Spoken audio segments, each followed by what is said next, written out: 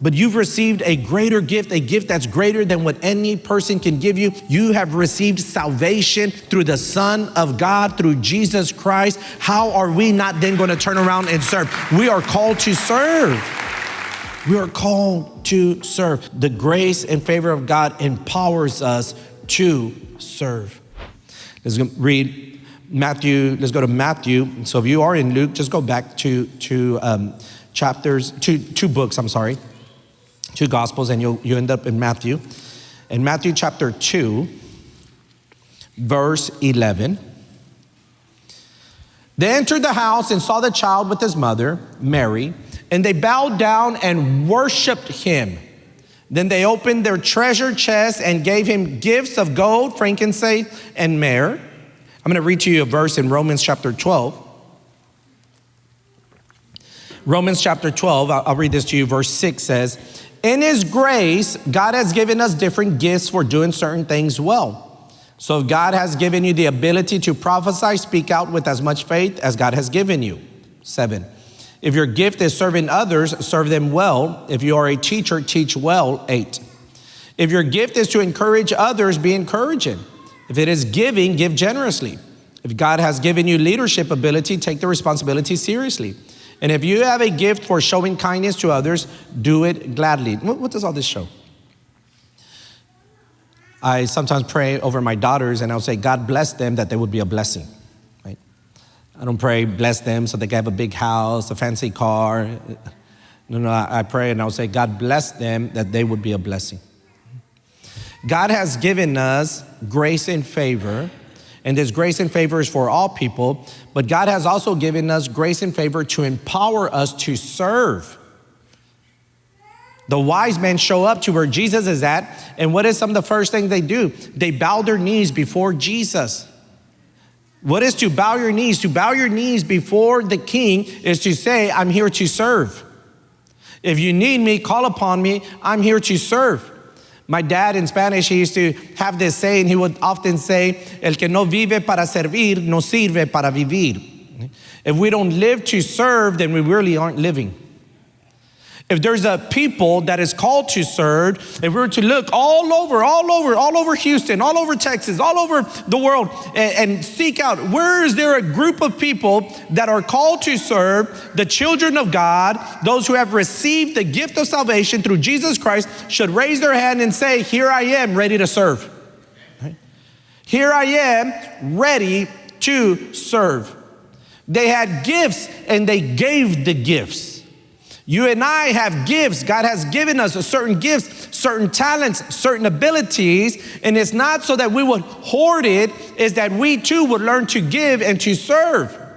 And it is through the grace and favor of God that we are empowered to serve. God calls us to serve. You know, we're not just Christian as in a religion, we are disciples of Jesus Christ. And a disciple of Jesus Christ is someone that follows the life and the teachings of Jesus, right? We follow the life and the teachings of Jesus. And this is what Jesus says about his own life. He says, the Son of Man did not come to be served, but to serve and give his life as ransom for many. Jesus didn't come to be served. Jesus came to serve and then give his life that he would save us. And so you and I, we need to follow our Lord, follow our King, follow our Master, and say, if Jesus came to serve, then I too must serve. And it is through grace and favor that we find those opportunities and we're given gifts and abilities to serve. To serve. I know that many of you in the next few days will be getting together with family. Some of you will be traveling to be with family. Some of you will be having family travel to be with you.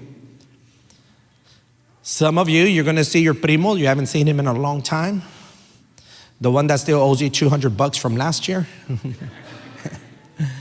The one that every time you want to charge him, he acts like he's mad, so then you don't charge him. As your pastor, I have one piece of advice. Pórtate bien. Right? Behave. Right? Behave. Be nice. Right? Be kind. Many of you, when you get together with the family, your one is going to be present there. Here at Pueblo Church, we often talk about our one. Our one is someone that we love, whether it's a member of our family or it's a friend that isn't serving the Lord, hasn't put their faith in Jesus. We're praying for them. We're sowing in them. We're blessing them. We're doing whatever we can to get them to open their eyes and put their faith in Jesus. We're inviting them to church.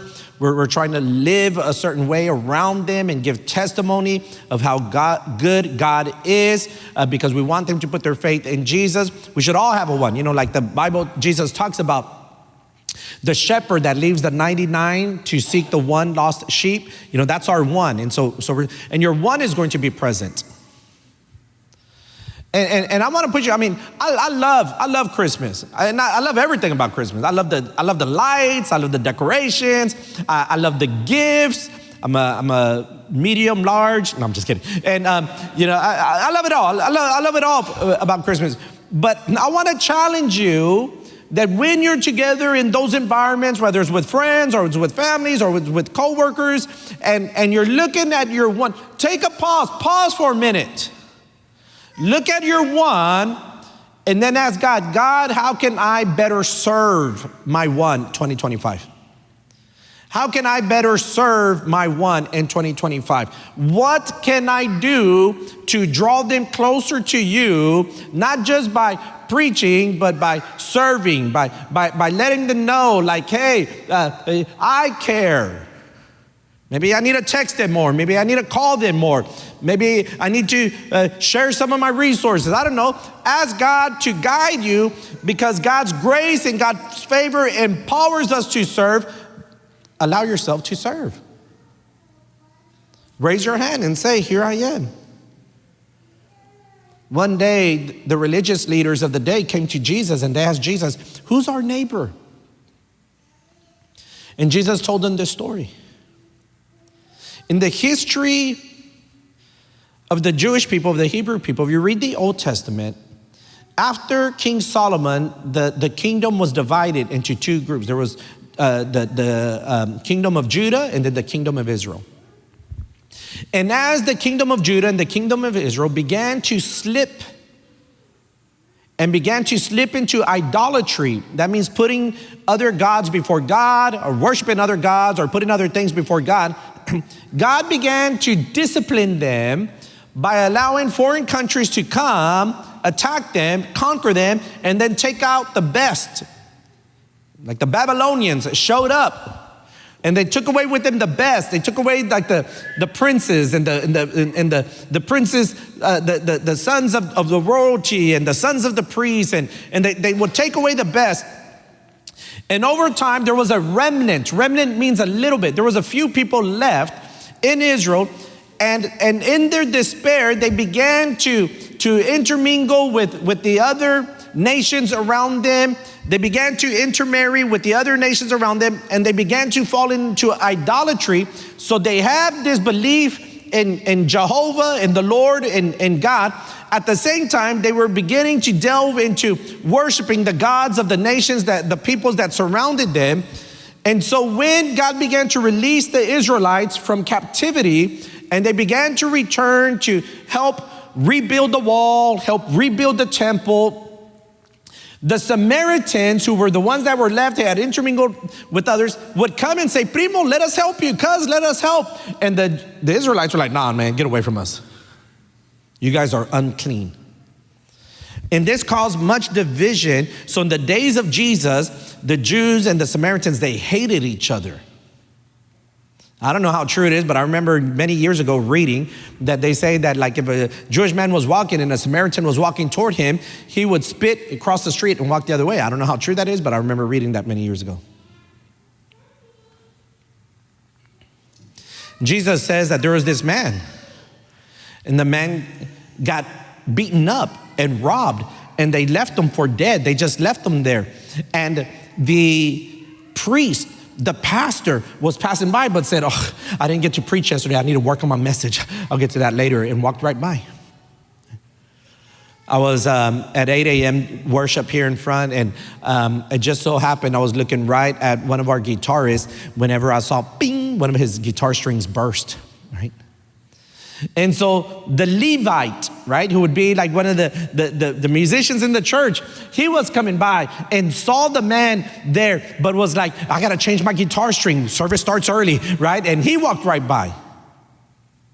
And then a stranger, a Samaritan, someone that had nothing to do with these people, comes and gets him, takes him to an inn, cleans him, bandages him, helps him, tells the owner of the inn, I've got to go. You take care of him, but when I come back, if he owes anything, I'll pay it. And then Jesus asked the question, you tell me who's thy neighbor?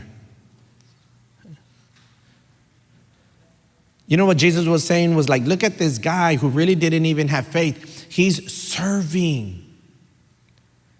And you and I, that we've received the ultimate gift. I mean, some of you are going to receive socks and you're going to be like, socks, that's what I got for Christmas? But you've received a greater gift, a gift that's greater than what any person can give you. You have received salvation through the Son of God, through Jesus Christ. How are we not then going to turn around and serve? We are called to serve. We are called to serve. The grace and favor of God empowers us to serve.